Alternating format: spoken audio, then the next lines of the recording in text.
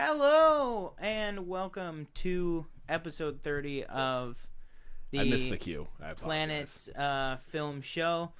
We're coming to you live from two different locations. As always, I am at my house and TJ is at his house. Of course. So welcome everybody to this very special episode of Planet Film. Episode 30. I can't even believe 30, yes. Yeah, I'm looking right at the screen to communicate with you because you're at a different location. So what's up? How have you been? What's going on? Episode 30. Can we believe we've been doing this 30 times? It's pretty crazy. Mm-hmm. That took us this long to get here. Almost not a year. When did we start this? February? March? April? May? Not February. That was pre-pandemic. Yeah. So probably like April, May. In that area. I think the end of something like that. And we're still in our separate locations. Absolutely. I don't know where else we would be. Is there anybody in chat? Anybody in chat want to chime into the show? If anybody is watching out there in the YouTube verse. Actually, does somebody want to tell me what resolution we are? We're at 720. I already checked. Okay. I don't know what it is. We'll figure it out. Something going on with we'll figure it out with that. Okay, apparently I'm being told there is someone in chat. Welcome everybody. This is the Tonight Show. Everybody. It does look like that. Well, what do you think, Higgins? I'll be Letterman. You go, Exactly. All right, can we stop the shtick? Yeah, absolutely. Right. So, as we talked about, we are definitely in two different locations. Wait a minute. Bam! Out with the old and in with the new. We are in one location. Area. That just blew. If you're listening on a podcast feed, I apologize. I am sorry because it will depend on your situation, but you might have just shit your pants. I am so sorry. Bang. Well, there you go. That is the special announcement. So we will see you guys on the next show. As always, my name is Sean Monk. No. That's how what? Yeah, exactly. All right. So we have let's talk about it. Let's address the elephant in the room. The room. I know the elephant in the room. I know Jay Scotty was supposed to be on this episode. Unfortunately, obviously, and this is obviously not Tuesday. It's also Wednesday. I had some come up. We just had to switch today.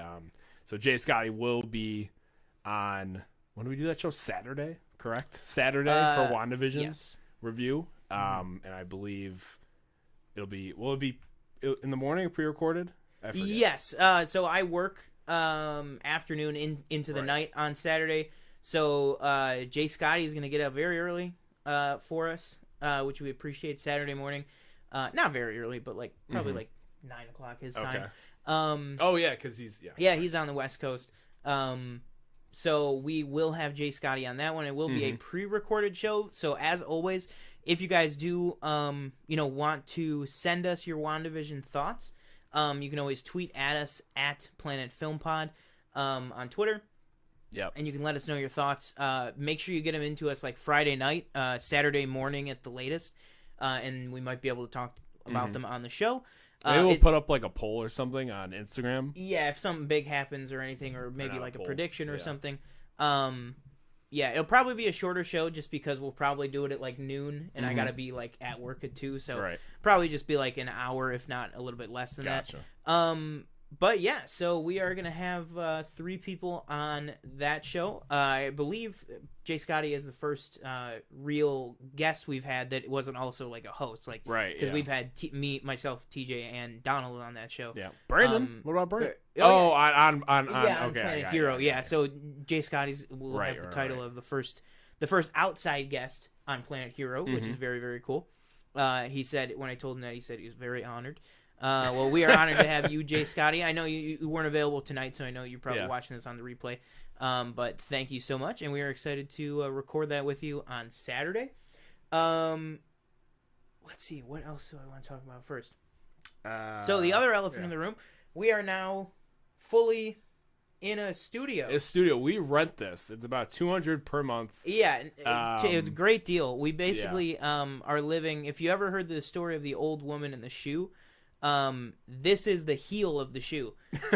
So we actually were able to get that pretty cheap, like you said, about 200 rubles a month, which is about 750 USD. Oh my lord! It's great. I mean, we did have to take a mortgage out on the house, but we're affording it. It's very, very nice. No, but really, we just wanted to do this because it really, I gotta say, it was really TJ's idea. I mean, it was always a long-term plan, but he was kind of a couple weeks ago. Maybe like a month ago at this point. Probably last month. Yeah, he was just like, all right, when are we getting the ball rolling with actually putting this in the same location? Just because it's easier for the editing, easier for kind of just getting it going. Yeah. And I have a big enough room and a strong enough internet connection to kind of make this happen. Right? I mean, I say I have a big enough room, but right now my bed is tucked up against the wall. It's bigger than I thought when I originally pictured this. But no, well, it's nice. Pretty large. Yeah. It's nice because the type of bed I have, I can literally just pick it up and it's just up against the wall, which gives us like a lot more room. Right. So yeah, I think maybe we should talk about our goal for kind of the rest of this month, and then a little prize for you guys. So basically, as you guys know, we are at 42 subscribers on the YouTube channel. Shout out to Hitchhiker's Guide to the Galaxy and Jackie Robinson, the number 42. Great number, but we don't want to be on it forever. We would like to try and hit 50 subscribers by March 1st. Yeah, I'd say that's fair. Yeah, we're going to try and hit either 50 subscribers by March 1st or by our first show in March, which I think is March 2nd. Right. So it's not much more time, but so yeah, let's say that. We'll try to hit 50 subscribers by March 2nd, our Tuesday show. And when we hit 50 subscribers, we are doing a special giveaway for everybody. So basically, I would say I guess we're saying, family and friends are excluded. Well, let's say family is excluded. That's fair. Because we have a lot of friends that tune into this, and it's kind of hard to draw the line of who's not your friends. Basically, we don't want to get anybody out of there, but we'll say family is ineligible for the prize. But we are going to be giving away something cool, which actually, let me just grab for a second. Watching this is making me notice how terrible my posture is. I really need to start going back to the chiropractor because I feel like I'm slouching a lot. Also, if in chat, if you could throw in how many Funko Pops you could guess that Sean has, I'll give you a good job. He'll give you an exact number. I don't know the exact number. I know to the 10. So I know to the 10th basically. Okay. I used to know the exact number. Yeah. But yeah, it's high, very high. Gotcha. We'll give you some time. So basically the way that the giveaway is going to work, to kind of make sure that, we are within our eligible rights, because I don't want to get into trouble with anything with YouTube. I know some people, their guidelines with giveaways. Oh, really? Yeah, but so we're going to be doing this exclusively through Twitter, I believe is fine to do it on. Because I've seen stuff about, people do giveaways and stuff. It's normally for, huge ticket items, but, I've seen people do giveaways for stuff that, they get in trouble for because it's, against YouTube, whatever. So we're going to it's going to be going through Twitter. So basically what it is once the channel hits 50 subscribers, we are going to send out, a celebratory tweet. And to that tweet, you are going to have to reply why you love Planet Film. Yeah. So you're gonna have to tell us why you love Planet Film, and basically the comment that we like the best, the tweet reply that we like the best will win the prize. And the prize is not these exact ones because these are my two personal ones, but because we are hitting 50 subscribers, we decided to do something for the 50s. So we are going to be giving away 2 Funko Pops of Wanda, or no, sorry. I'm looking at I'm all backwards now. Of Vision and Wanda. That's the 1950s versions right there, as you can see. So those are going to be very, very cool. We'll put those up here. We can actually do that now. Bang. We're going to be giving away these 2 guys. shipping free of charge if you are out of state or anything like that. So yeah, once we hit 50, we are going to be doing that cool giveaway for you guys. And we're going to try and do, cool giveaways like that for big milestones. The next one we'll probably do is like 100, yeah. Then like maybe 250 and then like 500. I mean, that's a long way down a long the road. way away, but yeah, but it'll be worth it. Yeah. If you think the prize is cool at 50, hopefully it'll be even cooler at 100 and so on. So again, make sure, and if you guys are watching this, make sure you guys are sharing this on all your social medias. And don't just, I know you guys are doing a lot for us, and we really, really appreciate that. But share it to people and tell them about the giveaway. You know what I mean? People love to hear that they can win free stuff. So do that step for us. Share the show like you guys have been doing. We have been seeing an improvement, absolutely. I think a couple weeks ago our viewership was up, or our watch time or whatever the YouTube analytic was up by 1,000%. So keep that up. It is working. But when you share this week, make sure you just include a bit about the giveaway. That all they have to do is subscribe, and then they can reply on Twitter. But with that, real quick, Danielle, we did make sure of that. I said it earlier. Oh, make yes, sure that the we're audio recording in mono, not stereo. Yeah, so. the audio is recording correctly. Okay, was there anything else that we needed to touch on? I don't think so. I think that's it. Right? I feel like I'm forgetting something.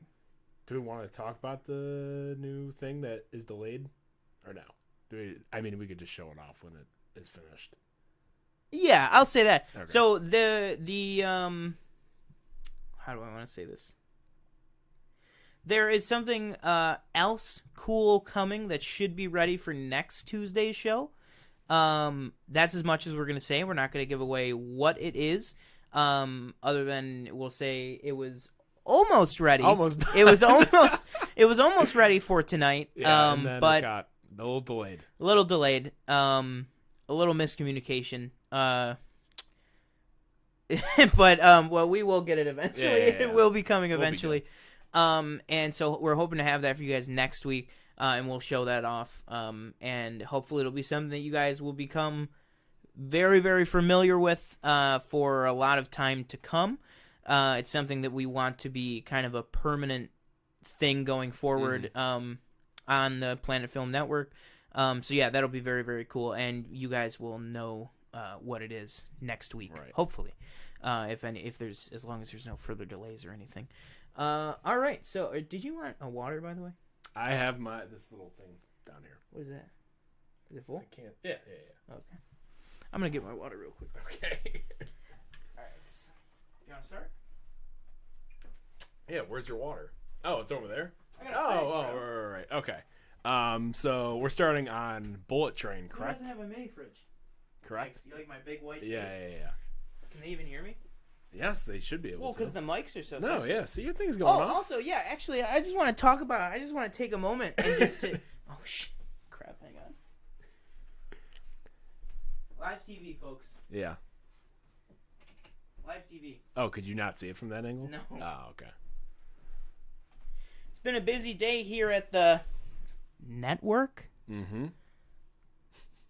Yeah, that was good. See what I did there? Yeah. All right. What's it called? What was I just talking about? Oh yeah, I just want to take a second and talk about some new tech. We are rocking some Audio Technica mics, new mic stands. Look at that. We have XLR mics now, no longer on the USB. So hopefully, you guys might be able to hear I would say markable improvement. You sound fine. Mm-hmm. It's me. That's what it is. I don't know what it is. I don't know. We figured it out, most of the problem, but I still don't sound like I sound just a little off, I feel like. Mm-hmm. But this hopefully is better. I think we're still not. I mean, I know like Planet Hero is not going to be here. We're still going to do that. Obviously over Discord. Mm-hmm. So, and it's pre-recorded, so maybe it'll sound a little bit better. But going forward, hopefully this show sounds good. Yeah. Yeah, and just pretty much it'll be like this week's episode of Planet Hero will be over Discord. Yeah. And then, on days like that where it just kind of doesn't work with the schedule, it'll probably be still over Discord. But days or weekends that I have a totally free time, to do Planet Hero. Like whether that means I'm usually off on Fridays a lot with just kind of the current way that my job is set up. So we could do live shows on Friday nights. Kind of the Planet Hero time just kind of moves around with my work schedule right now. But it will always be either the Friday, Saturday, or Sunday directly after the WandaVision episode comes out. And then also I will just say for us, we're just kind of trying to take a more professional turn with the show and with everything that we do. I'll say we currently have, I'm not going to tell you what it is, but we currently have more, not just this show, we have all of our shows currently scheduled out up until the beginning of April, I think, right?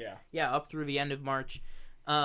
So if you guys have any episode ideas or have anything that you guys want us to do or anything, send it in, because we are starting to pre-schedule what we're going to be doing. So if you want to see it, remotely soon, let us know in advance. You can tweet at us, or you can just comment on any of our Instagram posts or anything like that, and let us know. All right. So with that, I think we are good to go ahead and start with the first two stories. And with that, should we show them our next trick? For our next trick, let's see here. Bang bang. Watch it not work. Yeah, exactly. Let me actually... you can find it. Folks, we're about 10 feet away from my computer screen. I have good vision, but not that good. Okay. This one, right? Yep. Yeah. Well, hello there. Oh, hi. Nice of you to join us. What's that? I just can't get over how good this webcam looks with just lighting. Like, clearly I just wasn't lighting enough, but I'm not going to buy a gazillion ring lights to make the camera look good. Yeah. We don't have a gazillion ring lights in front of us or anything. Don't worry, guys. So we're not crazy. Let's pan over to our first stock image. Or not stock image. It's probably pulled it off Google. But so first story is Sandra Bullock joins Brad Pitt in Sony's Bullet Train. So I believe this actually came out today. I think so, earlier, yeah. Yeah, so Sandra Bullock is the latest star to come aboard Sony Pictures action thriller Bullet Train, Variety has confirmed. Bullock joins an ensemble cast jam-packed with stars including Brad Pitt, Joey King, Lady Gaga. They said Joey King twice. Aaron Taylor Johnson, Zazie Beetz, Logan Lerman, Bad Bunny. Oh, didn't know that one. Andrew Koji, I think it is. Why are they? Didn't I already say Brian Tyree Henry? They're listing these people twice. What website are you reading it from? Variety. Variety was what I was reading the Golden Globe nominations from last week, and it was all over the place. That's weird. I don't know who's writing their stuff. Masi Oka, Michael Shannon, Hiroki Sanada, and Karen Fukuhara. Fukuhara, yeah. Oh my God, I'll tell you, that's who I am most excited for. You know who that is? No. Kamiko from The Boys. Oh, okay. Gotcha. Details of Bullock's role in the film are currently unknown. Sony declined to comment on the casting. So what do you think? Are you excited? I mean, I was already kind of excited seeing the cast already. It's who is it directed by? Is it directed? David Leitch. Yeah, David Leitch. Yeah, I am very excited. Somebody like David Leitch, for those who don't know, he's one half of the directing duo that did the John Wick movies. Still does the John Wick movies. Fantastic. He also worked on the Deadpool movies and stuff like that. He's a big action director. The thought of him doing a movie like this with that level of cast, and kind of that kind of ensemble, it strikes me just the way that they're kind of building the ensemble. It's going to be like kind of an action Knives Out, which I think is very. We should talk about too. After this one, we should give a moment to Christopher Plummer passed away. Oh, right. And we can talk about that in just a second. But I think just as an analogy, just kind of in the past couple of years, kind of big ensemble. We had the Death on the Nile, Murder on the Orient Express, and then Knives Out. Death on the Nile hasn't even come out yet. Yeah, you're right. I think it's. Is it Warner? I think it's Warner Brothers. Isn't it coming on HBO Max, I believe? Maybe. I could be wrong. I think it might be I wasn't a big fan of Murder on the Orient Express, but... Yeah. I will say that Knives Out was much better. Oh, yeah. Knives Out was much better and based on an original, idea. If you want to say that. Yeah. I'm just excited. I love me some Brad Pitt. I'll be honest.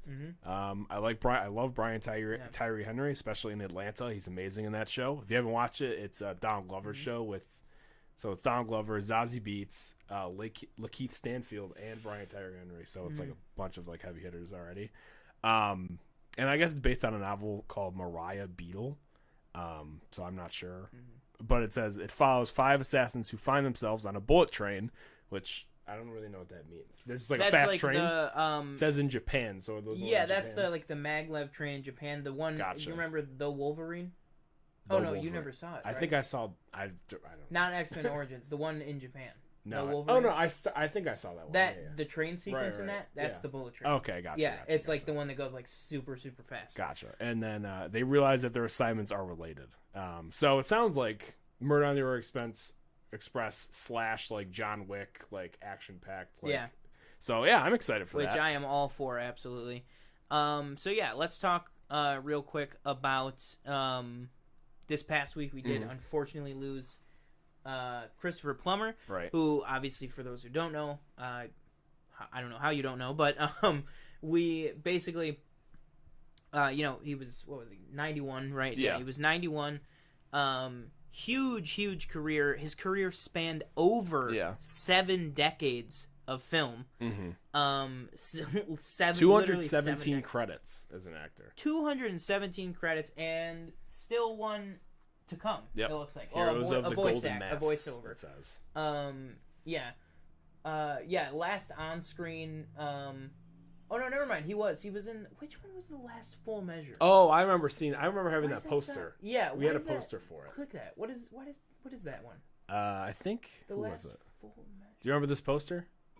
Oh, that's the one with Sebastian Stan. Hey. Yeah, okay, that's the one with Sebastian Stan. Yeah. Okay, never mind. Sorry. So last on-screen role was in the last Full Measure with Sebastian Stan. And then before that, obviously, I would say his last most notable role was obviously in Knives Out. Yeah. Basically having, not the biggest role, one of the bigger roles, but kind of the most impactful role in that movie. Kind of the whole movie revolved around him. Even with his limited screen time. I'll be honest, he was really good in that movie. I've never seen like many of his movies. Like I've seen, I don't think he's not a lead in Beautiful Mind. I watched that movie like how many years ago. No, yeah, definitely in his later years, he would take more supporting roles and stuff. But yeah, I mean, he's one that even in the supporting roles, he brings his like A game. Like I would put him on the same level as like Max von Sydow, right? Like not just in age. Yeah. Who's that in Up? Who is he in Up? He plays the Zeppelin guy. Right. Yeah, okay. Yeah. He plays in Up. He was the voice of was it Charles Muntz, right? Yes. He plays the guy that Carl looks up to in that. If anybody hasn't seen Up, I don't know what is wrong with you. Yeah. It's on Disney Plus. Good luck with the first 10 minutes. But yeah, he is fantastic in that, and that's just a voiceover role. And then obviously you go back to the very beginning of his career. Not even the very beginning, kind of just a little bit more towards the beginning of his career. And he's Captain Von Trapp in The Sound of Music. Obviously, also he was in Star Trek as a Klingon. Which obviously as campy as it was, a very good role, and he was very good in the Star Trek universe. He was a very good. He's foil. a National Treasure. Who was he in National Treasure? He was. I just saw it. John Adams Gates. Oh, that's right. He played Ben's grandfather. Oh, okay. Oh, right. Yeah. Oh, so it's like very beginning. The very beginning, yeah. Like, see what I mean? Like, he would be in like minor roles and stuff like that, but like still, like he would still bring it. Like, he literally played in a flashback Nick Cage's grandfather in National Treasure, but like he still like brought his all to bring it. And he had like the voiceover and told kind of the story and stuff. But yeah, very very very good actor, prolific actor all the way up to the end. The Man Who Would Be King, all this stuff. I'm just reading as he's, scrolling through it. Very, very great actor. terrible loss, but he was 91. Although, like I told TJ when we found out that he passed away, I said he's one of those people that you really could have pictured going like 20 more years. Oh yeah, totally. Somehow, like he would just keep going. He was still giving it in Knives Out. Like he was Knives Out. He was amazing. Like the scenes between him and Ana de Armas in that movie are incredible. Like ridiculously the poster incredible. up there. Yeah. Funny thing I saw on TikTok actually about Knives Out. Planet Film Pod on TikTok. Yeah. By the way, if you go check out the TikTok I just made, it unfortunately took me about 2.5 hours. It should, if you're making a TikTok, it shouldn't take you that long. I think I'm just bad at it. But it took me 2.5 hours. I did like the last 6 films I watched and I rated them. And go check that out because it has currently I think it has 83 likes and about over 650 plays. It slowed down a little bit, but if we get it back going, that'd be great. But I saw on TikTok that apparently everybody in Knives Out uses an iPhone except for Chris Evans' character because Apple apparently has said they don't want villains in movies using their products. I was like, I didn't know that. Very interesting. I still don't understand why everybody in that movie used an iPhone, though. Very interesting. But, yeah, very, very sad stuff. But, he lived a great life. Right. He was, award-winning, award-nominated, box office, drawing, actor. So he lived a very good life. So let's go ahead and kind of change gears here into something a little happier for me, which is literally the poster right next to Christopher Plummer. Big news. I'm sure Sean jumped out of his seat when he saw this. I did. I jumped out of my chair and I ran a mile. It's official that Sonic the Hedgehog 2 is officially racing to theaters in 2022. That's the wrong picture. Go back. There we go. Tails is coming too, it says underneath the title of the article. Spoiler alert for Sonic the Hedgehog. Tails coming back? I don't know. This is coming. I'm reading this off Polygon.com. So Paramount has announced that everyone's favorite blue hedgehog is heading back to the big screen next year. According to a new teaser trailer, Paramount will release Sonic the Hedgehog 2 on April 8th, 2022. I wouldn't really call it like a teaser trailer. I take as like they're showing me footage of the movie. This is more of a logo reveal. Yeah. It's literally, if you guys see what's on the screen back there, it's literally just an animated version of that. It's just the title, like Sonic, the name, like kind of races onto the screen, and then kind of the 2 goes on. Now, that's it. Interesting. Why is Knuckles not anywhere on this title? Why do we have Tails? I know we saw in the last movie, obviously, and was it post-credit or was it just the end of the movie? It was the post-credit. Post-credit, yeah. It was like the mid-credit. Your favorite Sonic character? Yeah, my favorite Sonic character is Knuckles, hands down, which, by the way, we can talk about real quick. Reports came out that, did you hear about the Knuckles reports? You didn't hear about the Knuckles reports? Everybody, pay attention to Knuckles reports, okay? Do me a favor. Apparently, they offered the role of Knuckles in Sonic 2. Okay. Do you have a guess? You want to give a guess? It's somebody who I actually think would be good. Kind of looks like Knuckles. John Bernthal. No. Kind of looks like Knuckles, though. Brad Pitt. I'll give you a hint. He's in this room. Chris Evans. No. Oh my lord! Jason Momoa. Yeah. Yep. I feel like I did see that. Yeah, they want Jason Momoa for the role of Knuckles, which I actually think would be that'd be cool. Good. That'd be a great. It'd probably throw my man's all around that. Oh, movie. Absolutely. Yeah. What do you think? Like, listen, Sonic, my man. Yeah. Do you have any? I mean, And we did see Sonic's species. Yeah. Or I'm sorry, we did see Knuckles' species in the first Sonic movie. We just didn't see Knuckles himself. Do you have any predictions for what the plot of this might be? I mean, I'm assuming obviously Jim Carrey's coming back. I think this might go more into their world instead of our world. Yeah. That'll be difficult. Like, I don't know how you turn Green Hill Zone, like the level, or like any level of Sonic or any area into a movie type set, like scene. Well, they showed you see Green Hills, Happy Green Hills. You see that in the beginning of the movie when he's Baby Sonic running around. But the problem is his whole kind of universe, the universe that he comes from in that movie, is like cartoony. Yeah. Not like realism cartoony. So it looks real. Like the grass looks like grass, but everything's like not proportionate and like that kind of stuff. So I get what he means, that it would be kind of hard to it would be kind of hard to see what am I even trying to say? It would be kind of hard to see the detail, like his world come to life. Like it would be a little bit weird to see James Marsden standing next to a 4-foot mushroom, like, you know what I mean, like that kind of thing. But that being said, I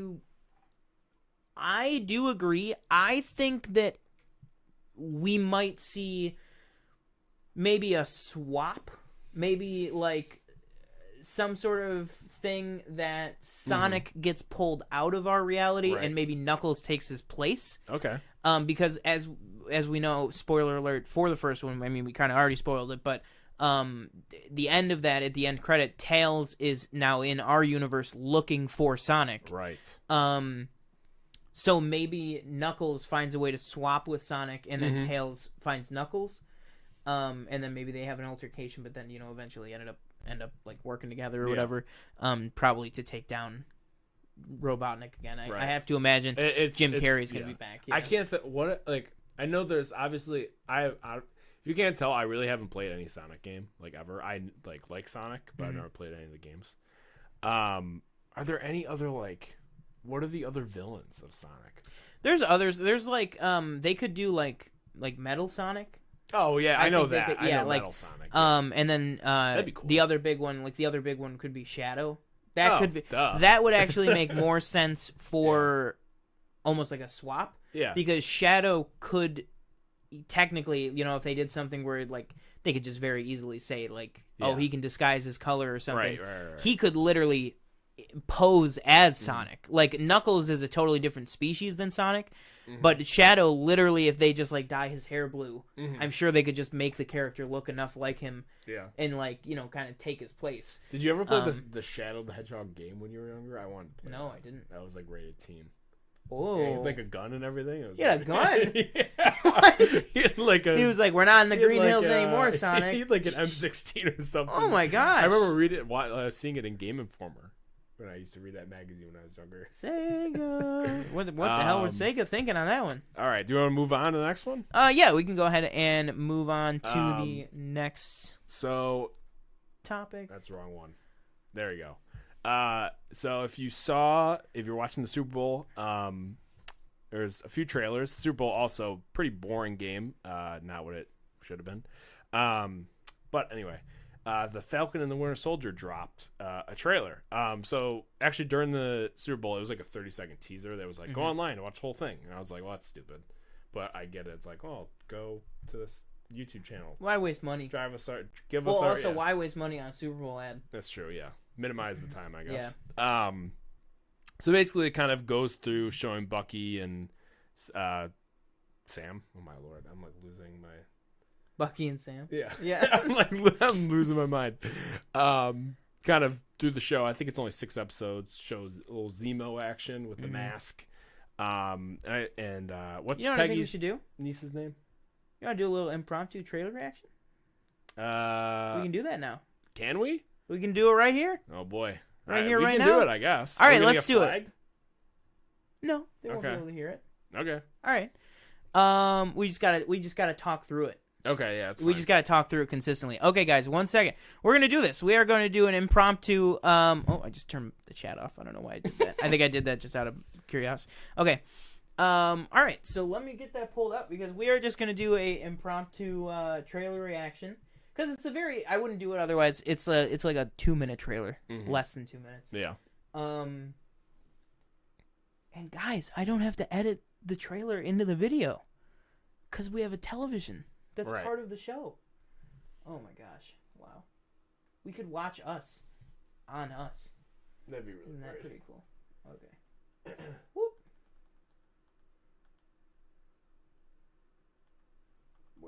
There we go. Yeah, 2 minutes exactly. All right. All right, you ready? Yeah, we are gonna. All right. You know what? It's Look up muted, here. by the way. Yeah. All right, so here we have. So let's just turn that. Who would like to start? We'll just talk. Hopefully you can't hear it. You probably can, but No, I think it's okay actually. Yeah, they can't hear it. They can't hear it. So this I really, really like. I like the idea that we're gonna see, kind of this like the kind of same dynamic that like Steve and Tony had at sometimes, but almost with a more more friendship than even Steve and Tony had. Yeah. Can I be honest?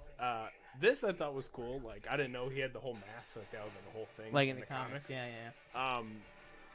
The trailer, like I liked it. It just Okay, do you think this is Steve's funeral?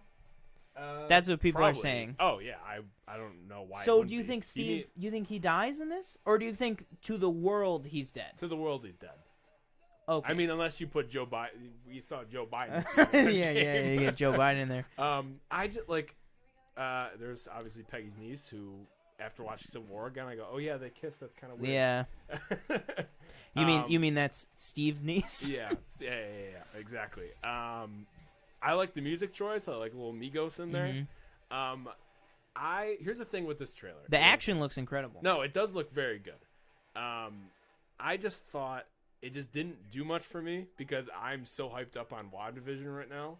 Okay. There's such a mystery. Okay, that, yeah. like, this didn't give me any mystery to look forward to. You know what I mean? I know it's only 6 episodes, and I know it's obviously going to show a lot of their relationship and what it's like for Sam to have the mantle of Captain America as a black man. So we'll probably touch on that a lot. Yeah. But it's just like I just said, like WandaVision is like so, like if you're not watching WandaVision, like what are you doing with your life? Exactly. Or you're probably not even a Marvel fan. You're still watching it. Yeah. But yeah, I don't know. I'm excited, but like I said, if it's not half as good as WandaVision, I'll be disappointed. Well, let's finish it with these last 10 seconds, which are amazing. Yeah, it's like counseling almost.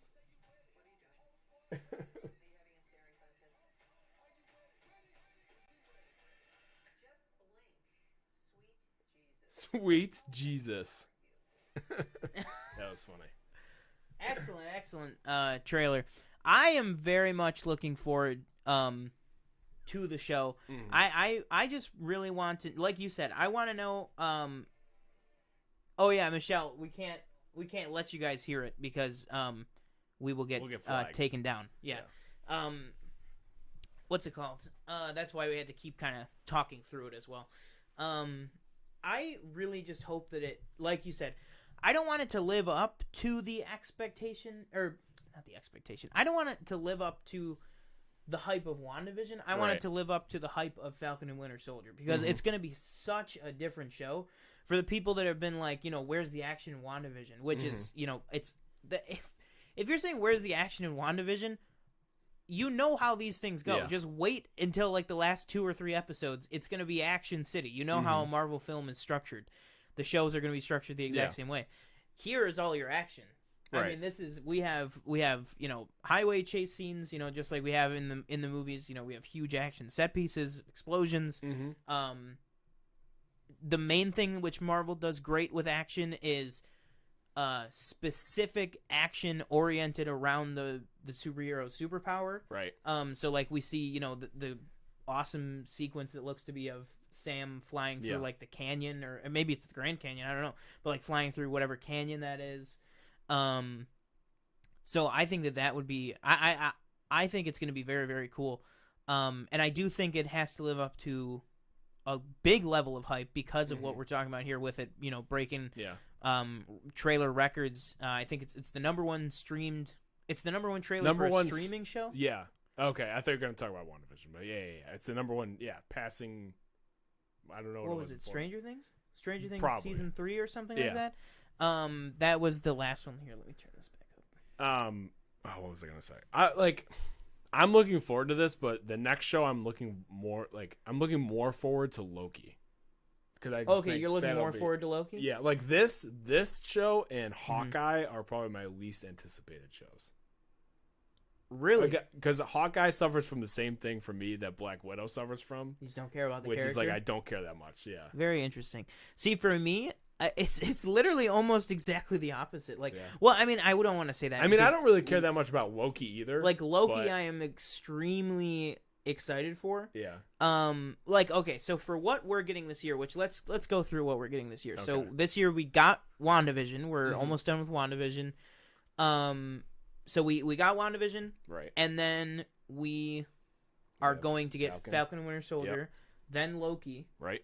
Then Ms. Marvel. Yeah. What If doesn't really count. Yeah, and also What If is like, What If it must be running alongside the other shows because What If is like 25 episodes. Yeah. So yeah, we are getting What If this year, but it's like like he said, like it's an animated kind of Elseworld. Yeah, it's more like a sideshow. Yeah. What else? And then so it's WandaVision, then Falcon Winter Soldier, then Loki, then Ms. Marvel, then Hawkeye. Yeah. Hawkeye's this year? Hawkeye is this year. In December, like Christmas? Like November or December. November, December? Okay. Yeah. I'm guessing it'll probably start in November and then wrap up in December. That's what I think. Because pretty much all these shows, I mean, they're pretty much just, what, like 2 months, right? Yeah, something like that. Because it's basically like 8 weeks. Mm-hmm. So it's pretty much 2-month runs for each of them. So really, I mean, honestly, it's not even that different than the movies. I mean, it's like the movies stay in the theaters for like 2 or 3 months, and then it's on to the next one. It's like it's going to be the exact same thing with the movies, right? Or with the TV show. Sorry, but yeah, in terms of expectations, like what you were saying, I would actually put it that I would actually say Hawkeye is probably my number one. Mm-hmm. Wow. Yeah, okay. I'm very excited for, and I'm not even that much into Hawkeye as a character. Right. I mean, I think I appreciate him and like him more as a character than probably you do. But he's not like my favorite or anything like that. I mean, like obviously, the beginning of Endgame was tough when he's like turns around his entire family's him gone. in all of Endgame. I mean, yeah.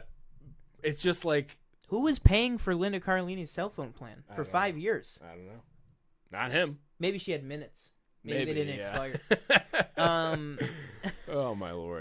What's it called? But yeah, I would say Hawkeye's my number one. If anything, just for Kate Bishop. I'm very excited to see Haley Steinfeld. That was a casting that I was holding on hope to for almost 2 years. It was 2 years of will she, won't she, basically. And then they finally announced it. Now she's openly, tweeting and posting on Instagram, like set pics and stuff. And it's just very exciting. Also, the supporting cast, Tony Dalton, from Lalo from Better Call Saul. Right. Vera Farmiga. There's a really nice cast building for that show. And I just think it's going to be the best, most like personal story. Yeah. If that makes sense. Right. Like I think Falcon and Winter Soldier is very much going to be, kind of have the feel of a Captain America movie. You know what I mean? Kind of character focused, but action focused. Kind of intrigue focused, that kind of thing. The government side of the MCU, which I love. I love all the government stuff in the MCU. Like, we've talked about it. I hope that like Thunderbolt Ross shows up. And then I think Ms. Marvel is going to be kind of another WandaVision-y kind of spectacle, visual effects type show. Also, obviously, character-driven. All the MCU is character-driven. But I really... And then Loki, obviously, is going to be hugely character-driven. But that's more like a wacky, zany adventure with a character that we love. I think Hawkeye is going to be the most grounded, down-to-earth, like, kind of character study, if that makes sense. You know what I mean? Yeah, I could... And I'm very, very excited to see that. So yeah, I think Hawkeye is my most anticipated, which I did not think I would think. No, I didn't think that I would think that. Going into Endgame, but All right, so continuing on, we're gonna talk. Let me pull this up. Yeah. Basically, I forget when this interview occurred. It was like earlier this week. Tom Holland was interviewed. I forget by who. But basically, obviously, of course, all the classic Spider-Man 3 questions were popping up, and basically, I think we're gonna touch on the fact that basically he said that He doesn't know about anything about Andrew Garfield or oh my lord, why do these names escape me? It's right in front of you. Is it? Oh, Tobey Maguire. Yeah, I had that in my head. He doesn't know anything about that. Yeah. Basically, is like he said even more than that. He said He said definitively. He said they aren't in it. Yeah, unless they're was keeping this a big filmed secret. Interview? Because I want to know what his expressions is. Because we all know that he is. Him and Mark Ruffalo are the two that are very like. Yeah. Yeah. Oh so basically, I think the question I want to pose to you is he lying? First, what I'm going to say is I think he's very much lying. Granted, I do want to see the interview if it's filmed, just to see his like face, his body language. Yeah. If he's like struggling to, because again, he's very known unless they put him through training, to be like, this is how you lie. But like, there's been reports coming out that obviously Alfred Molina has signed on to do. There's been reports that Willem Dafoe has been spotted on set. Yeah. And then there's that story from this DoorDash driver that apparently delivered food to Andrew Garfield in Atlanta. Yeah. That was a thing too. I don't know if that's real, but that was a thing on Twitter. So I honestly think he's lying. I don't know, but what do you think? I think he's definitely lying. I honestly think that Marvel would pay to film Andrew Garfield and Tobey Maguire's scenes with a stand-in for Tom Holland, and then edit Tom Holland in before, then give Tom Holland access to that. Yeah. It's also very true. They could have given him like the script, but it's like he's talking to like doesn't say like the name or anything. Yeah. You know what I mean? It's also very possible. Tom Holland is a very, very talented young actor. Yeah. And him and Mark Ruffalo, they always get in trouble for spilling the beans and stuff. Yeah. But also some of that we know obviously is staged, fake stuff. Like he did the one with the poster, the Endgame poster. Yeah, like when he revealed that. And, he goes, oh. Like, some of this stuff is very much, Marvel kind of being like, Tom, why? Yeah. So, also, I think he is absolutely capable of doing the exact opposite. I think that even if we saw a video of him, I guarantee you, if it's a secret this big, I think it's all part of the plan. Right. To have someone as big as Tom Holland, known for spewing secrets, to be like, no, they are definitively not in it. And also, if you want to talk about, well, Marvel doesn't just straight up lie like that. Yes, they do. Tatiana Maslany for months said, "What's She-Hulk? I don't even know what that is." And then Kevin Feige comes out and he says, "I'm pleased to announce that we, Haley Steinfeld." I haven't heard anything about, anything with Marvel, but I mean, I'd love to get the call. That's what they all say. I'd love to get that call. Yeah. Disney's famous for that. Ewan McGregor for 15 years. God. Ewan, are the rumors of Obi-Wan, an Obi-Wan movie, back in 2009?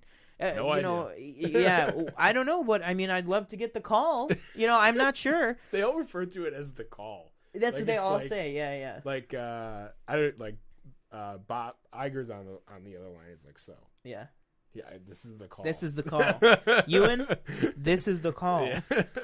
Oh my what's Lord. it called? But yeah. I think he's absolutely I just think he's straight up lying. Yeah. And now, how big of a disappointment would be if we get through the entire movie and they're not in it? Oh my Lord. Oh my God, I would be so upset. Like, what would it... Oh, man, that'd be rough.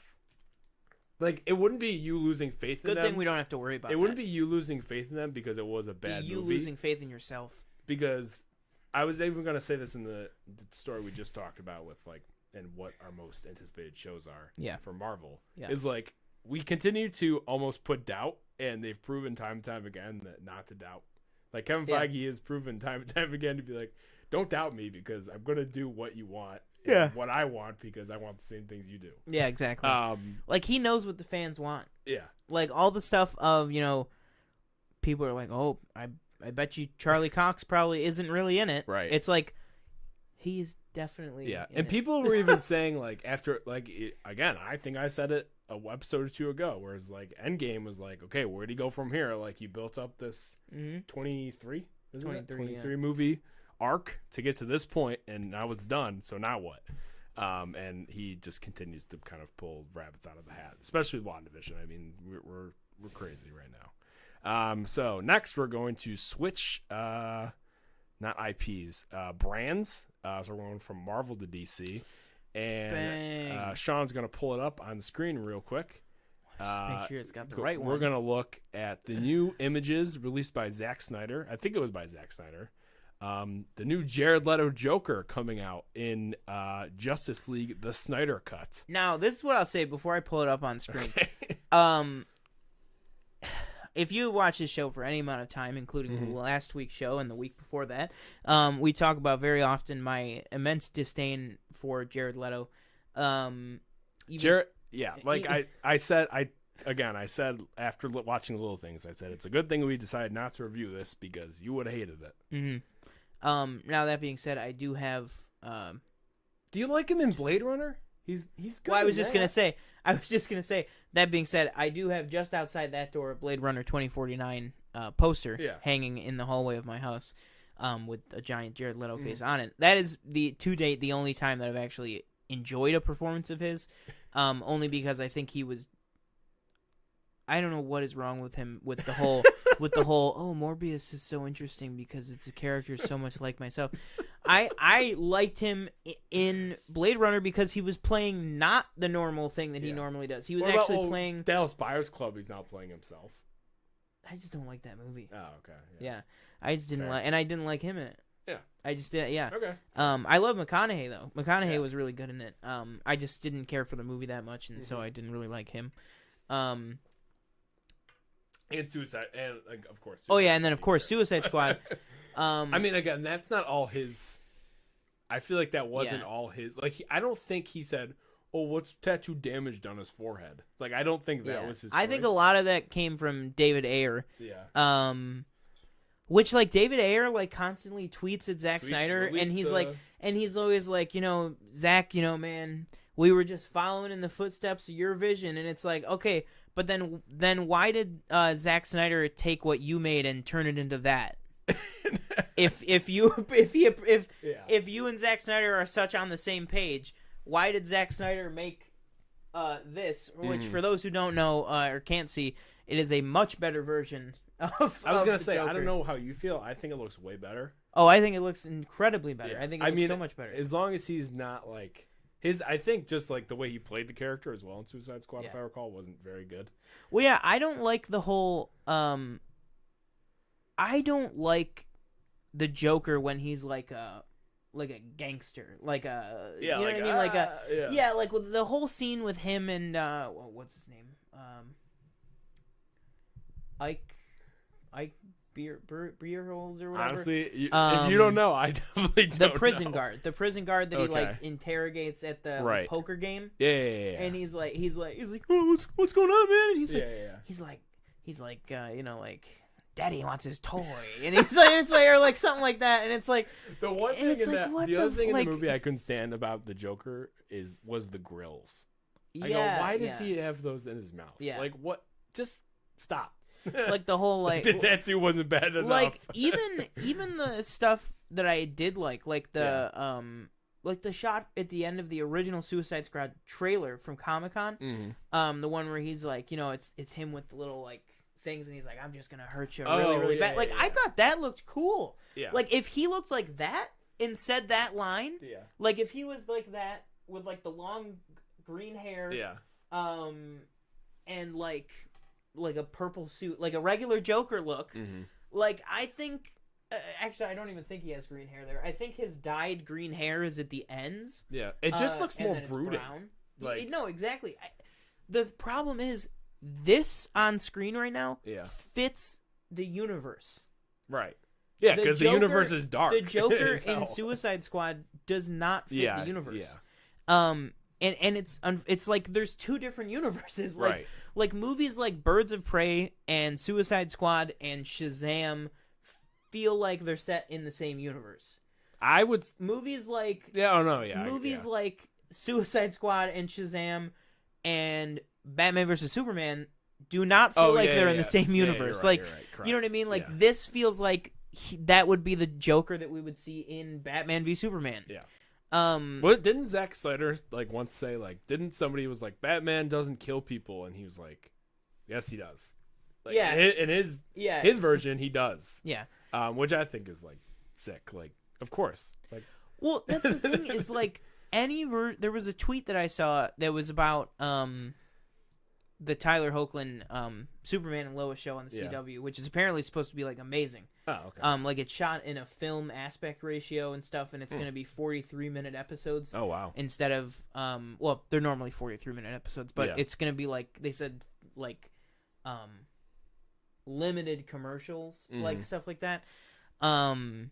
Like the CW is really like trying something new, I guess, with it, which it looks very good. And I met Tyler Hoechlin; he was very cool. I had a very interesting. I was late for his photo op because I had 2 other photo ops. Yeah, and then I remember. Or wait, no, was that this past year or 2019? I think so. Yeah. Oh, okay.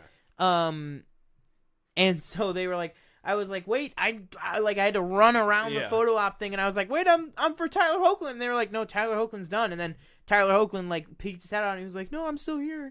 And so I ran back, and like he was doing like press ones like by himself. Yeah.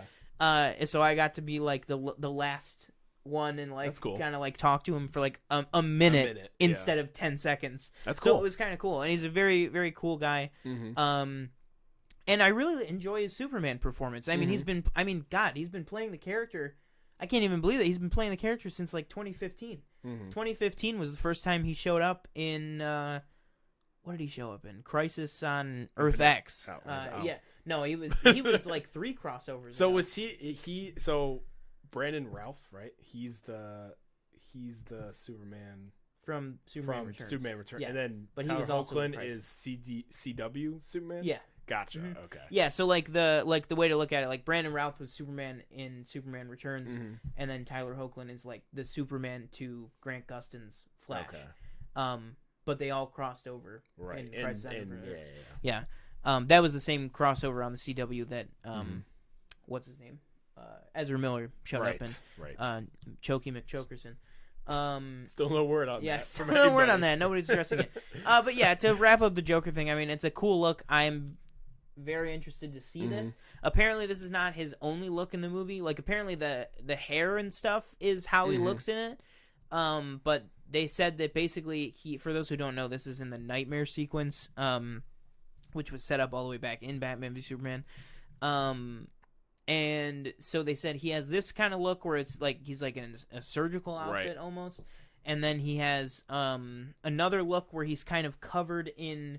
He's wearing like a SWAT uniform and he's covered in police badges, like that he wears as like badges of like honor, basically, like for kills, which I think is very dark. I think that's very very cool. That's like a cool thing that like that like a different version of the Joker would make sense to do. Right. You know what I mean? Like I don't like the long, not wearing a shirt but wearing a long crocodile purple trench coat. Like it's so dumb, but yeah, I'm interested to see where it goes and what kind of thing it is. And who knows, maybe this look, maybe his revival in the Snyder Cut will open a door for Jared Leto to come back as the Joker at some point. This better be good. Yeah. The Snyder Cut better be good. Well, I need to revisit. I think I need to revisit Justice League so I can get a gauge. I don't even know where you go from here because it's like, I mean, he's half of the characters are done in the entire universe. He's done, I think. After he's not coming back for anything. Yeah, like Jared Leto's done. I meant like Zack Snyder's done. Oh like, no, he's that's not what I mean. Like Zack Snyder's done. Jared Leto's done. Ben Affleck's done. Henry Cavill's done. Ray Fisher's done. Henry Cavill. We don't know. Henry Cavill's done. I think he'll come back eventually at some point. When? I don't know. Jason Momoa's not done. Still got him and Gal Gadot. Okay, that's 2. 2? 2's good enough. I don't know. Okay. What's it called? All right, let's go ahead and move on to the next one here. So we actually don't have a picture for it. What is it? It's The Last of Us. No, we have a picture. We do? Yeah. Oh, okay, cool. So, whoops, I didn't mean to delete that. Anyway, this kind of broke, like, I don't know, 5 minutes before we started live. So the Mahershala Ali thing actually was rumored, I think, earlier today, I want to say. So I'm reading this off. What? It says Casey Bloys says Barry season 4 is a very safe bet for renewal already. Okay, very good. Season 3 has just begun filming. All Very good show. If you haven't seen Barry, very good show. They said season 3 is just starting to film, and it probably is likely to get picked up for a season 4. So I'm reading this off Discussing Film on Twitter, and their source was the Illuminati, I think it's called.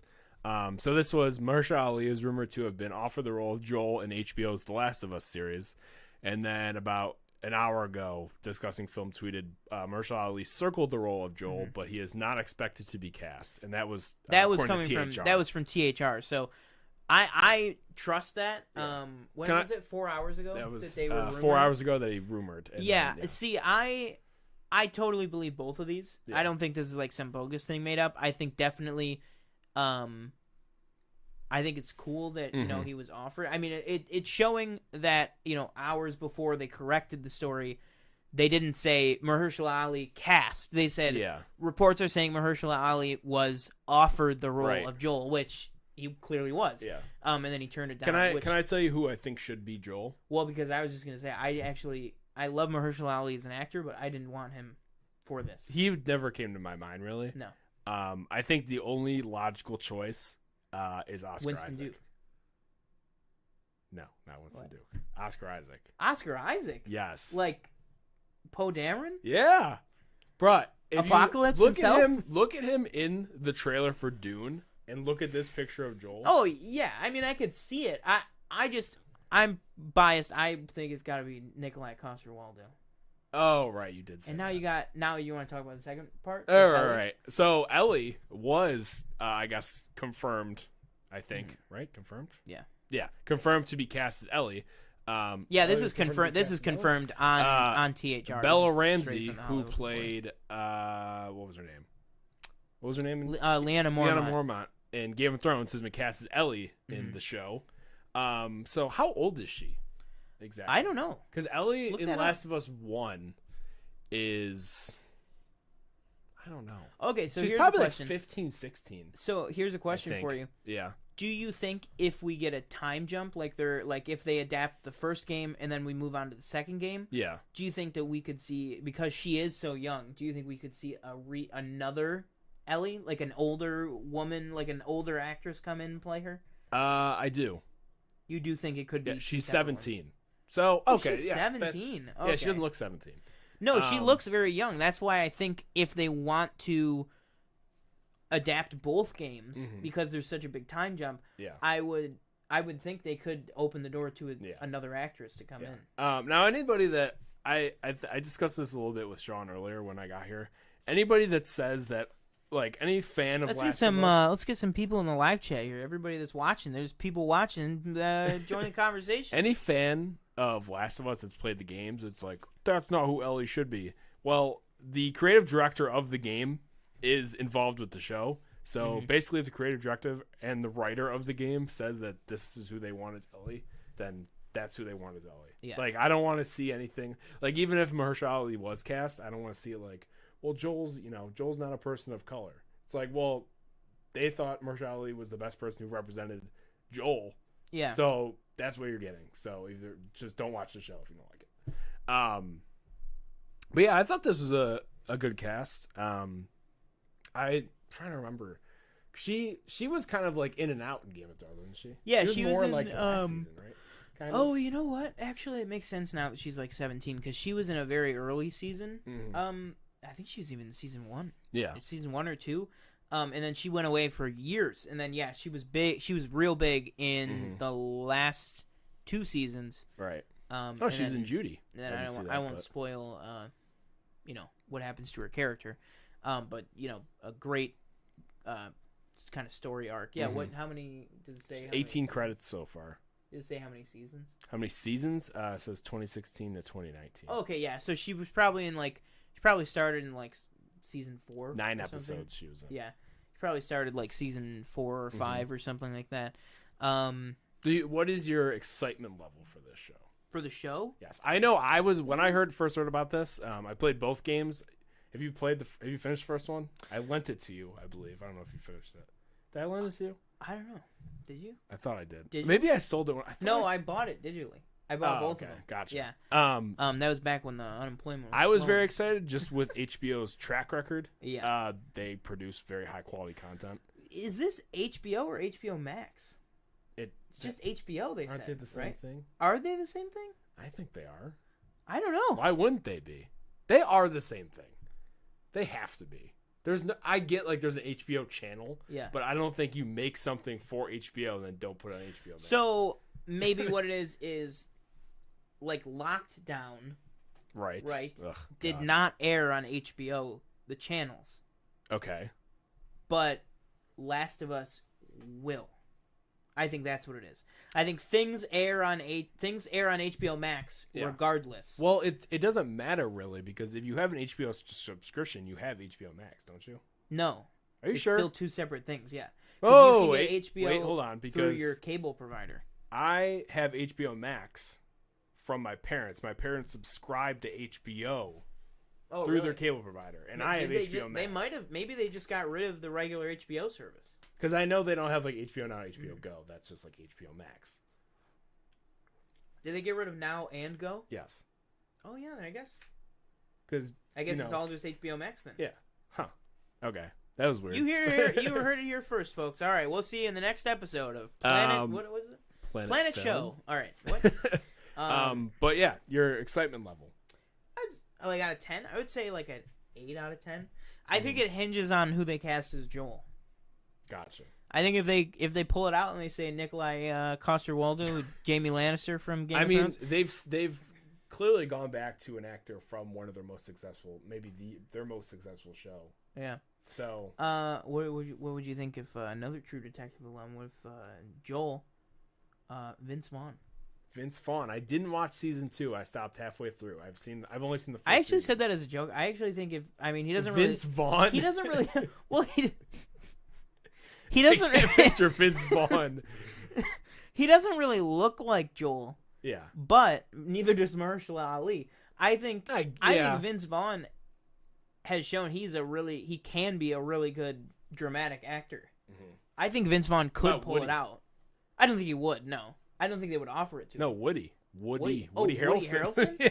I think he's maybe a little old. Oh yeah, that's true. Yeah. I don't know if he is. He's only how old is Woody Harrelson? Like 60? 50? 60. Mid 50s? 50s. Okay, Google. How old is Woody Harrelson?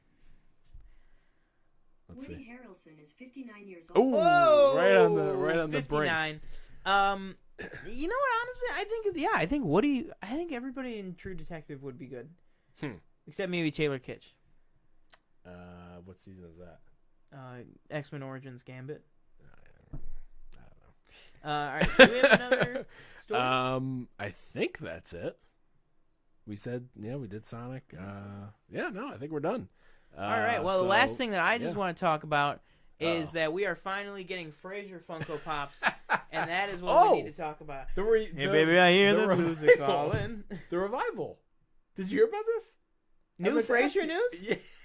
What? Yeah, you didn't hear about this? No, I'm just hearing about Frasier news. They're doing a Frasier. No, you're joking me. Pull that up right now.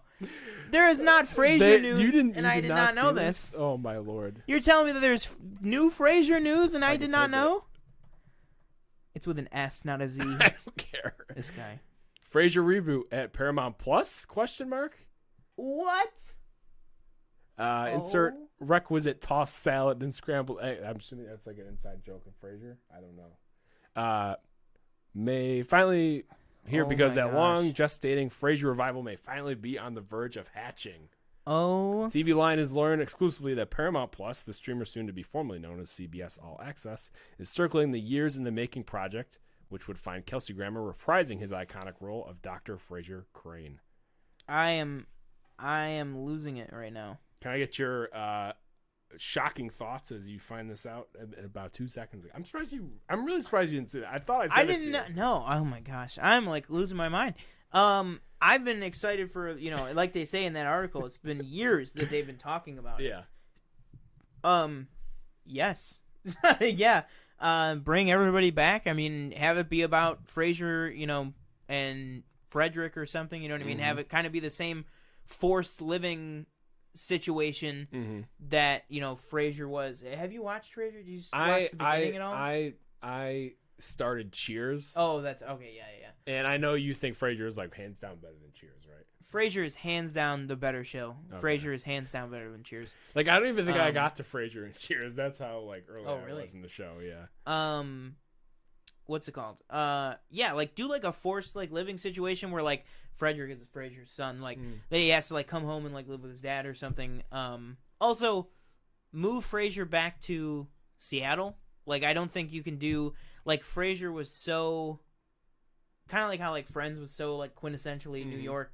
The Office was so quintessentially Scranton, but also so quintessentially Pennsylvania. Yeah. Like Frasier, you can't do the show of Frasier without Seattle. And in the spoiler alert, the series finale, he moves to Chicago. He gets a new job and moves to Chicago. So I would think you would have to move the show back to Seattle because I mean it's in the logo of Frasier is the Seattle skyline. Yeah. Like you literally can't. Yeah, I don't know how you would do it without Seattle, but yeah, that's amazing news. I did not know that. I'm very. Will this make you subscribe to Paramount Plus then? I'm already subscribed to Paramount Plus really? For Star Trek. Yeah. Gotcha. Yeah. I'm really surprised you didn't know that. I didn't know that. I'm very excited. No, I'm very, very excited. Seriously. Yeah. All right. So, do we have anything else? No, I think that's it. No, we're on to this man right here. Here we go, ladies and gentlemen. It's the same picture. Bang! Oh, wow. Look at that. He looks like he's saying "Great Scott" in that picture. Great Scott. Oh, yeah. You mean just like yes. like Tobias Beckett, exactly. Doc, as you said. All right. So, like we do every week, TJ is going to hit us with the IMDb for Network, and I will pull up the box office. All right. So, Network came out in 1976, rated R, runtime of 2 hours and 1 minute. Released on November 27th, 1976. Description: television networks cynically exploits a deranged former anchor's ravings and revelations about the news media for its own profit. Directed by Sidney Lumet. Once again, as you recall, if you didn't catch last week, we did a review of Dog Day Afternoon, written by Patty Chayefsky, starring Faye Dunaway, William Holden, Peter Finch, Robert Duvall, Wesley Addy, Ned Beatty, Arthur Burgott, Bill Burrows, John Carpenter, and Jordan Charney. And I think that's not that John Carpenter, a different John Carpenter. Mm-hmm. And again, very small role, but reprising his role in the Lumetiverse, Lance Hendrickson, back again.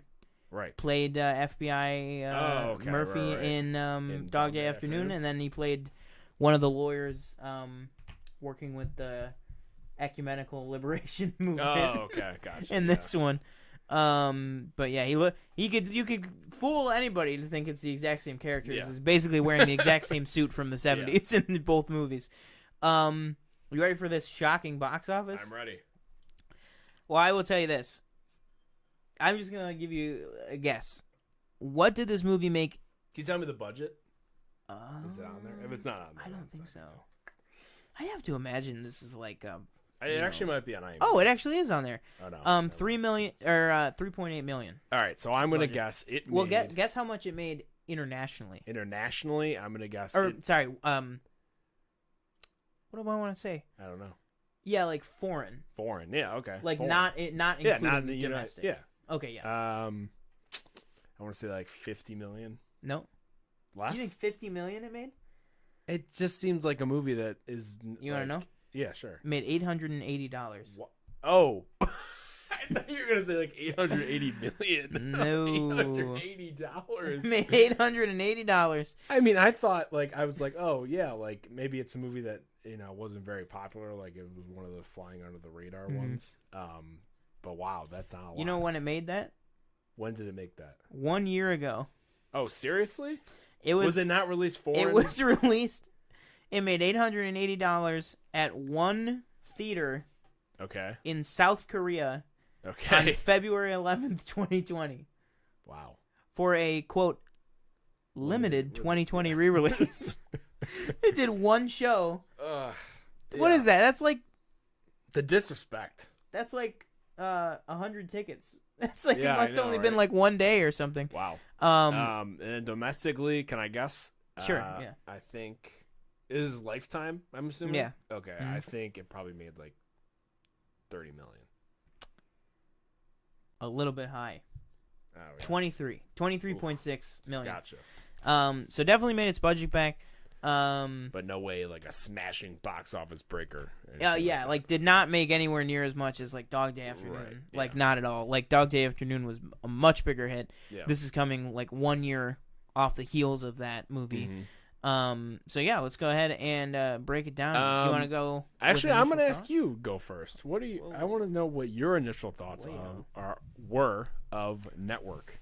I will say this. I said something on last week's show that was, I thought maybe Dog Day Afternoon would overtake Network as my favorite. I would say that was correct. Wow. Okay. I would say that I connected with this movie big time. We can switch back to the regular. I connected with this movie big time the first time I watched it. Back in high school, it just really sung to me at that time. Yeah. This time it just didn't. I don't know. It didn't grab me as much as it did originally. Yeah. I think it's just very out there. There's some big, bold stuff in it. It's very prescient for its time. Okay. It's very, very, of now. I would think. Oh yeah. Like crazily. Hands down, yeah.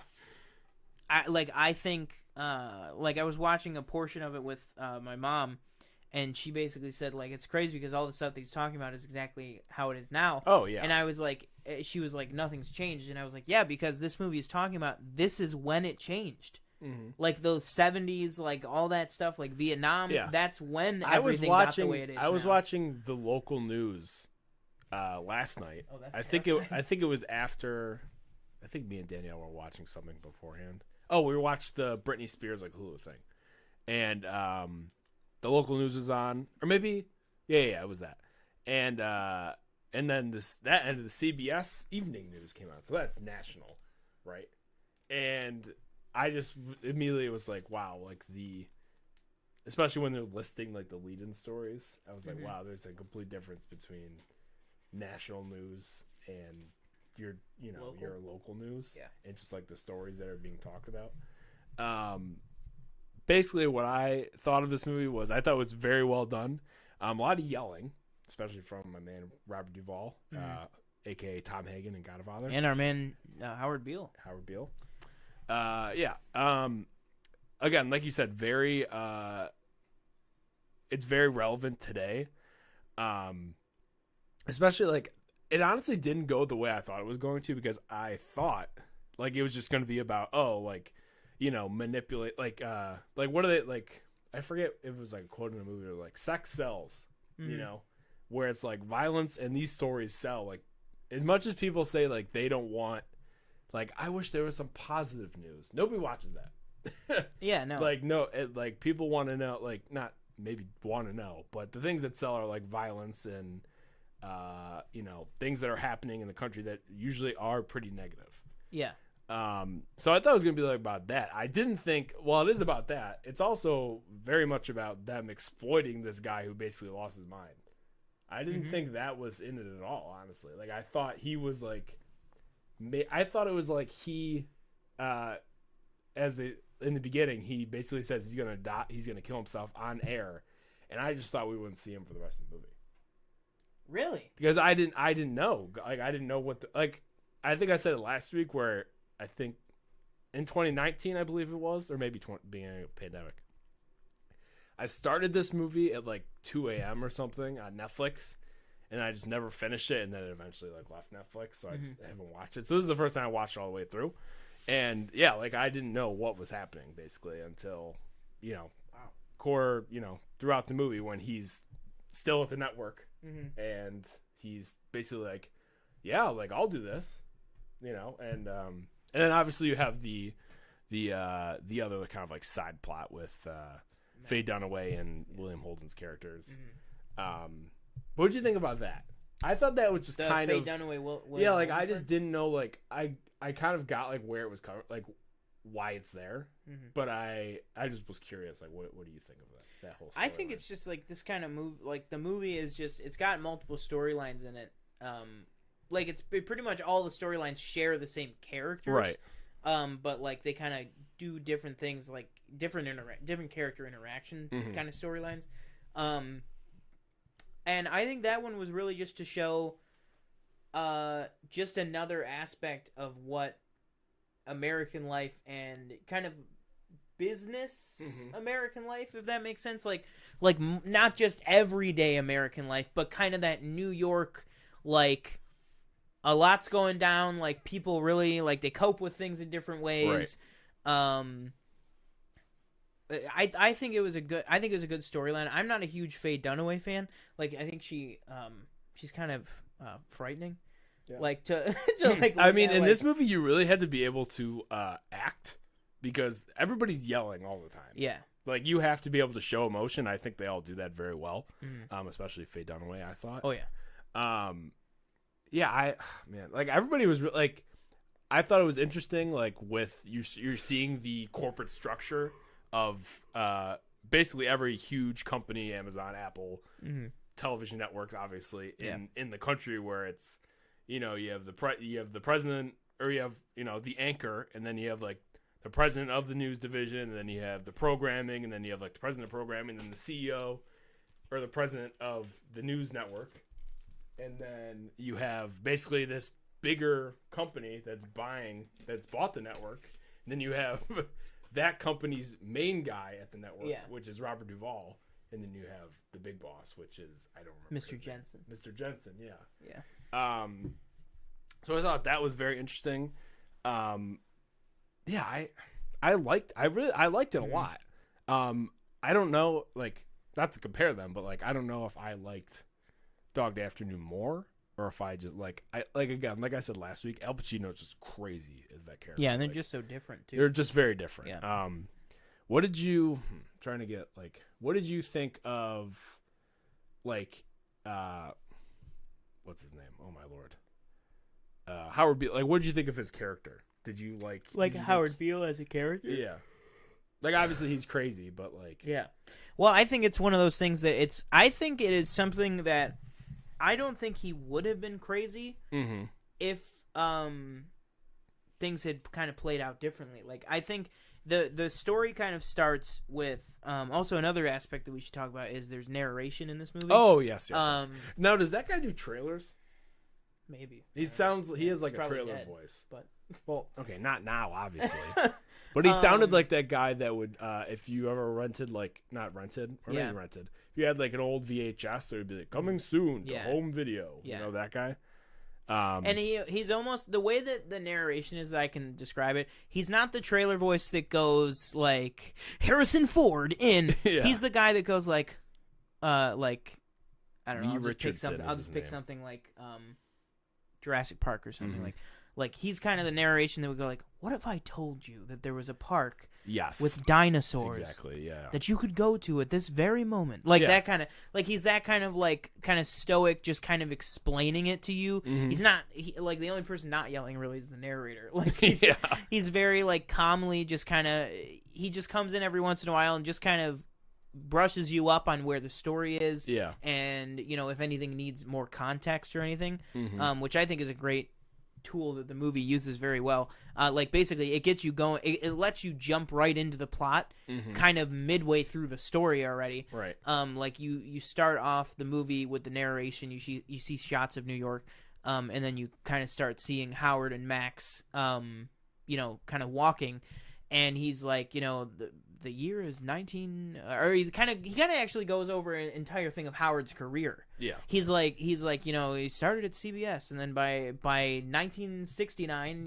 his what do you say? By 1969, his wife died, and then or left him or something. It's kind of basically setting up why he's depressed almost. Yeah, and then basically it goes all these points of his life, and then he goes and today he was fired by basically and today he was fired, and now he and his news program manager Max are out, getting pissed, basically. Yeah. That's what Now, they say. Like, can you explain? Like, I think I'm just a bit confused because I watched this movie over 3 days. I started it Monday, and then The Bachelor came on, so I obviously had to pause it. I heard there was some trouble with a rose. There was some trouble with the rose. If you saw my tweet, I did. Very, very. You got called out. Brandon called me out. Yeah. He actually said in Discord, he said, your man card is revoked. And I said, if you watch the show, you would have nothing to say. Mm-hmm. One might say watching The Bachelor with your significant other is the most manly thing you can do. Yeah, well, we Brandon, we watch Bachelor. They read Harry Potter, so it's a little different. Call him out right there. Bang. There you go. Clip it and send it to him. Clip it. It. Cameron, I know you're watching. Clip it. Can you explain to me, like, towards the end when he... basically, Robert Duvall drags Howard to the big boss. Spoilers? Yeah, we're in spoilers. Yeah, it's probably gonna be a shorter review just because but whatever. There's a lot in the movie, but we don't have a lot. We don't have the time to like go through. Yeah, before we jump in, do you want to give our initial thought, like star rating? Yes. So basically, my star rating, I gave it a 4 out of 5. You have a 4 out of 5? Yeah. Oh yeah, I did a 3.5. Okay. So a 3.5 or maybe a 3.75, that kind of thing. But yeah, I would say like when I first watched it in like high school, it was probably like a 4.5. Gotcha. So it came down like a full thing, but I mean, I've watched so many more movies. Like it was like, whoa, like how could you can make a movie about something like this? And like now I've seen Joker, guys. So like I'm educated, okay? Oh no. Can you explain to me, like, I get, like, so he goes to the big boss and the big boss is like, this is after Howard has gone on his rant on his show about basically a Middle Eastern company buying the big company, and he's basically going on this thing that the Middle Eastern company, they're buying America, blah blah blah, stuff like that. Mm-hmm. And then he gets this big speech from the big boss, so the guy above Robert Duvall, and basically I guess what he says is. Because to this point, the ratings are through the roof. Like he's the number one show on television. Yeah. And so the big boss basically, I guess, is he preaching him his political agenda? And so Howard goes on his show and then preaches that agenda, which then drives down the ratings. Is that how it works? Yeah, so basically, I'm sorry, guys. I'm trying to get the spoiler warning up on the screen, but it doesn't want to work for me. But we are in full spoilers. I'll get it working for next week. Mm-hmm. Yeah, so basically, like, they're like, oh my God, Howard, like this whole new format. Like TJ said, we're just kind of going to jump towards the end because it's like, it's kind of a movie that you have to kind of let unfold for yourself, right. Too. And there's just really kind of one big spoiler at the end. Oh, yeah. But basically, the network is dying. The news division of the network is dying. Yeah. It's not even dying. It's just news in general isn't really designed to make money. No, exactly. Yeah. So basically, this whole new format with the Howard Beale show, where they let him stay on the air because he says such outlandish things. They kind of retool the whole show. It kind of becomes more like a variety show. This kind of, almost Jim Baker preaching style show. Ugh. You know what I mean? Like, buy my buckets. Like, we're gonna have a civil war. Oh my God! Is that the guy? That's the guy that had the jet, right? They're like, why do you need a jet? Yeah. No. That was Kenneth Copeland. That was the COVID-19 guy. Yeah. COVID-19. He's the one who's like, COVID-19. Yeah. The cat. Yeah. That guy's a crazy person. What's it called? It is kind of like him too. Honestly. Yeah. It's just kind of like this crazy like preacher show now, basically, where they literally just let Howard Beale go up there and just scream about whatever. Yeah. And it's doing great in the ratings. Like they have they say like a 47 or a 48 like share like of the market. So like almost 50% of the people tuning in to the news like are tuning into them. Mm-hmm. And it's making like hand over fist money basically. And then basically one of the things that Howard chooses to rant about one night is this deal with CCA, who is the company that owns the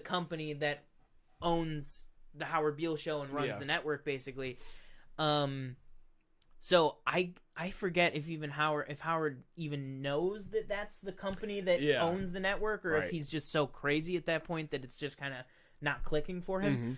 But basically he goes on this whole rant that he's like, this kind of a deal is what America was built to go against. Exactly, we don't need to be doing this because it's basically this huge deal with the Saudis. Basically they refer to them as, so something from the Middle East. They're like, we need to bring everything home. All this dealing should be done with American money and American values and this kind of stuff. And basically everybody at the network just craps themselves because they're like, and he has all this power and influence because the network gave him this platform. Gave him the platform to talk about this. He basically rallies everybody that watches him to call President Ford and say, stop the CCA deal, basically, which would monetarily ruin the company. Stop the steal. Sorry. So I shouldn't have said that. What? He's so out of office now. It doesn't matter. So basically, we're trying to keep it that way. So basically, at the end of the movie, what TJ is talking about is after that, he basically is called into Mr. Jensen's office, who is the head of the company. He's the head of CCA, the overarching company. And he basically gives him this huge power. Ned Beatty gives him this huge, powerful performance, which, kind of like you said, he basically tells him, preaches to him in kind of the Howard Beale style, and Howard's just kind of there petrified, basically, this guy's screaming at him. I thought it was equal to earlier in the movie when Howard is basically, when he has this epiphany that he thinks God is talking to him. That's basically how he looks in that room when he's being preached at. Yeah, exactly. Yeah. And it's kind of like Howard's like, oh, this guy is my new God. If you want to talk about, if you want to say it like that. So basically, he kind of understands, Mr. Jensen kind of understands the only way to get through to Howard is to kind of speak his language, a.k.a. preach like a crazy person at him. Yeah. And then Howard then, like TJ said, goes on the show the next day and says exactly what Mr. Jensen did, and basically the people hate it. Yeah. they're like, what is he talking about? He's basically talking about how corporations are the future, and democracy basically is basically floundering and dying. Yeah, exactly. And he lit when he's being preached at, he the big guy basically talks. He lists multiple companies, Exxon is the future, AT&T is the future. You're no longer basically. It's almost like you will no longer have autonomy to do what you want. We're going to tell you what you want, and that's what will happen, basically. Yeah. And then, are we spoiling the very end, the last shot? Yeah, we can go. Yeah. Last shot. So basically, what happens is Howard Beale's show, which was this big moneymaker, was all of a sudden losing them all this money because after he kind of did that speech that the boss told him to do. Basically, they lost big market share. It went down to 14 share, I think they said. And basically, they were like, "He's killing us." And we can't just replace him with somebody else because nobody would listen to him the way that they would listen to Howard. And we can't just fire him because then we would look bad, kind of thing. And so almost jokingly, tone wise, what's his name? Robert Duvall's character is we're gonna have to kill him. Yeah, he's like, we could kill him, and then basically everybody kind of looks at each other, and then you want to say what happens at the end? They basically hire two assassins, and we're again. You should go watch the movie because we are actually glossing over a lot of it. Yeah. There's this whole thing with. What is it called? The what liberation? The Ecumenical Liberation Movement Army. Yeah, we're glossing over that. And then I think we'll touch on it basically to end the review. Max Schumacher and that character. They hire these assassins basically, and they go into his live taping in front of a studio audience, and the two assassins stand up and shoot Howard in the head and body a few times, and falls down, and basically he's dead. And the narrator actually says, Howard Beale was the I think it was like the most recent television host to be killed due to poor ratings that we know of, or something like that. Yeah. And I was like, oh, damn, that's like dark. It is dark. It's very dark. Yeah, I mean, it's a great movie. It's really one I think you should explore for yourself and see where you kind of fall on it. Yeah. Real quick, before this is basically, we're taking ourselves to the end. But what did you think of Max Schumacher's character played by William Holden? Did you think, like, obviously, like, when he gets fired by Robert Duvall, he's like, "You're gonna have to take me out of here, kicking and screaming," and then the entire news division is gonna go with you. He's like, "They're not gonna take you in this, not with this recession." Yeah. And basically, this movie takes place, after Vietnam or during Vietnam and during a recession, and then everything. Like, what did you think of his character, especially during the scene when he's, he's leaving his wife and leaving his wife. That's a great. That is a great scene. Also, that we should talk. She about. won an Oscar for that. His wife, did? Really? I believe so. Yeah. Let me check. But what's it called? I think that he is kind of like the everyman. He's kind of like the guy that is the audience. Yeah, she won an Oscar for that one scene. Good. Yeah, Beatrice Straight. Good. Mm-hmm. She was fantastic in it. He's basically like kind of the audience's viewpoint. Like, he's the one that isn't kind of saying all these outlandish, crazy things. It's like, what the hell are you talking about? He's basically got his head on straight. Unfortunately, exactly. Yeah. Even though it's at times because him and Howard are really good friends. Like, at times he kind of indulges Howard and stuff towards the beginning, but then when he realizes that Howard is really kind of sick, like, he's like, oh, okay, what the hell is going on here? Yeah. But yeah, I think he is one of the better characters in the movie. I think he definitely has a good arc, and it's kind of just showing, just how this kind of aggressive machine of capitalism and corporations just kind of beat down someone who otherwise would be, like a good man in any other circumstance. Mm-hmm. But because of all this crap that's done to him, like, he ends up leaving his wife. Like, he's about to be a grandfather, but his kind of life all falls apart and stuff like that. And he's like, he basically has, this kind of, he's not old, but he's like middle-aged, he's probably like, basically runs away with Faye Dunaway's character. Yeah, he's basically probably in his like early 60s, maybe mid 60s. So he's not like an old man, but he's, older, and he's basically saying, all of my friends are either dying or having grandchildren, and he's basically, he wants to do something different. Like, he doesn't want that for his life. He wants to do something more impactful. So like you said, like, he kind of hooks up and then, kind of runs away with Faye Dunaway's character, and and then leaves his wife, and then that's an amazing acting scene by his wife. It's just like this 5-minute almost uncut scene of just the two of them arguing, and it's less of a anger like argument and more of like a it's like two people having like an unsettlingly calm conversation. Yeah. Aside from like a few outbursts here and there. But yeah, very, very good. Very good. What do you think about him? Yeah, I basically echo everything you just said. Again, he's kind of like your guide as well as the narrator, obviously, but he's kind of your guide throughout the movie. And he seems to be the only one that has his head on straight. Like you said, like, he's very good. They're both very good in that scene. Even with when he's arguing with Faye Dunaway's character towards the end, when he's basically like, I'm the only thing you have right now from you going completely insane, because this is when the show is basically tanking. Yeah. After it reached such highs and the number one show in the country. She's like, I can't do this. Like, I'm not good at love, or she's basically not good at anything except her job. And he's like, well, I'm the only thing that you have from literally going crazy. And he's like, well, I can't be here anymore. Like, he's very, like I said, he just has his head on straight, and he's not dumb in any way. Other than, I guess, cheating on his wife. No, that's pretty dumb. Shouldn't do that. Yeah. But yeah, like everything you said. So, any final thoughts did you want to give? I think final thoughts. I think just it's kind of tough because it's not on streaming anymore. It used to be on Netflix, but Yeah. if you have it, great. If not, find this movie, seek it out. You can rent it for like $3. Yeah, you can rent it for on like Amazon. however much. Yeah. Like the HD or whatever they have.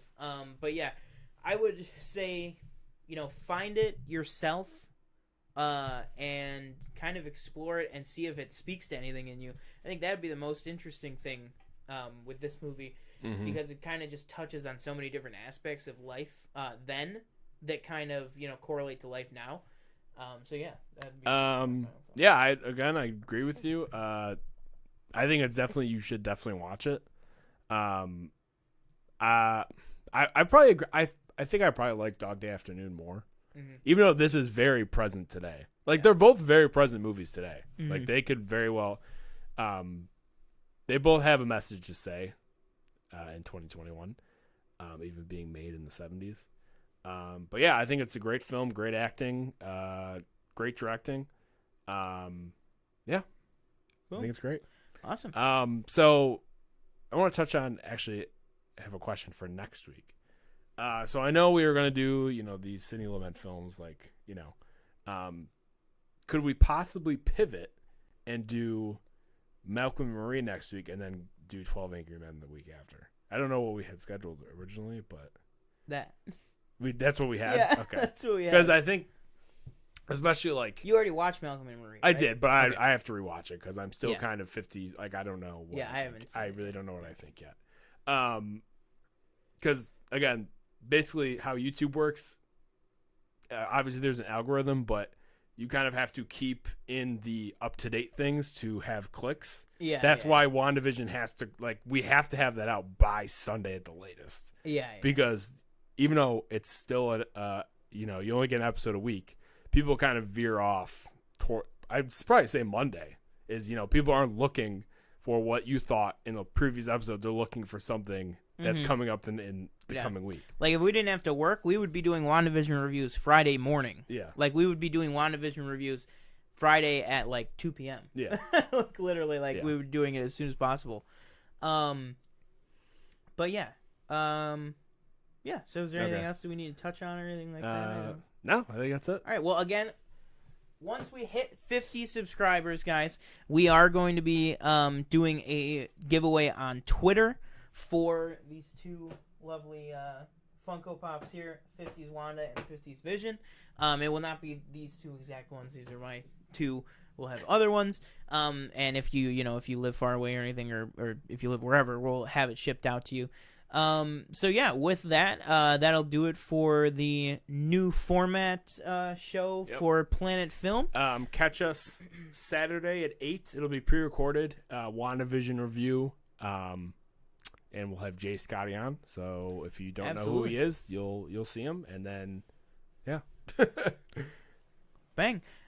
So with that, I think we will end it with this angle here. Guys, thank you so much for tuning in. If you're watching on the rewatch, make sure that you go ahead and subscribe. We are trying to haul ass to 50 subscribers. We are hopefully going to get there by the end of March, in time for our first show for March. We might hopefully be able to, gear up for the giveaway on that show. And as always, I am Sean Monk, and my Twitter handle is at @PasteEatingYak. And I'm TJ Cornwell, and my Twitter is TJ_Cornwell. Bang, bang. And with that, we just want to say again, thank you guys for tuning in. We will see you on Saturday. Take it easy. Take it easy, everybody.